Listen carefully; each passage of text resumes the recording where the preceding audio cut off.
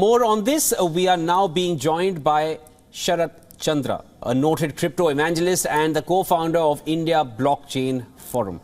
He's live with us from Bengaluru. Well, I wanted to start off, Mr. Chandra, with this. How will programmability and offline functions help CBDCs in India?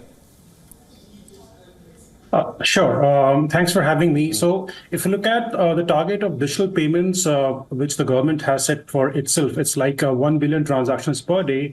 And given the fact that we have 40% of payments which happen in India are digital, and look at the internet penetration, what we have today, it's less than 50%, close to 48.7% as stated by Statista.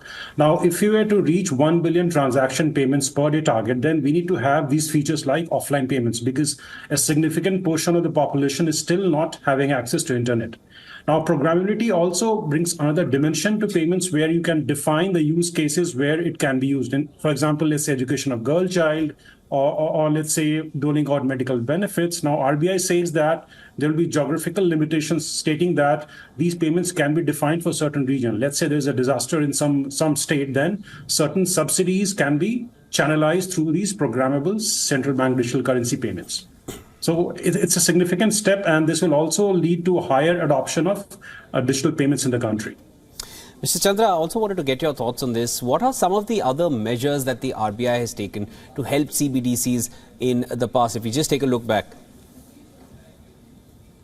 So if you look at there are multiple initiatives, both by RBI as well as the banks, which are part of the CBDC pilot, where in some states, let me give an example of Kerala, where the transit payments, like metro payments, can be made using CBDC. In Bihar, the commercial tax payments, especially in the capital city of Patna, can be done through CBDC, and Yes Bank is allowing that.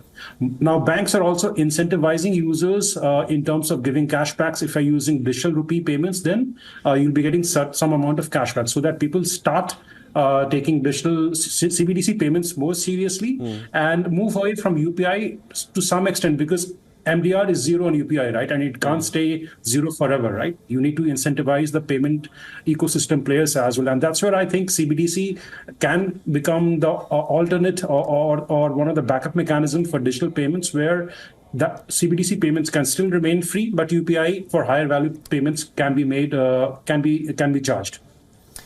Mr. Chandra, tell us also how the CBDC trials have worked out globally. Now, if we just take a larger picture in point of view.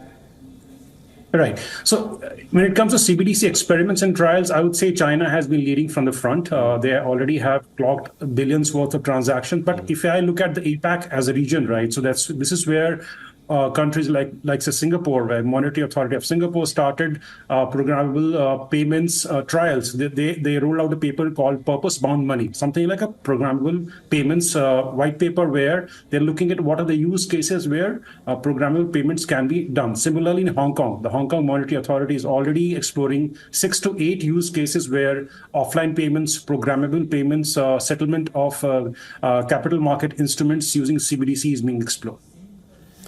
All right, Mr. Chandra, thank you so much for joining us on World Business Watch. It was a pleasure having you here and sharing all your insights in this. Of course, this is the digital rupee, and it's going to go it'll work even without the internet, and was just waiting for it to roll out now. Thank you so much for joining in. Thank you.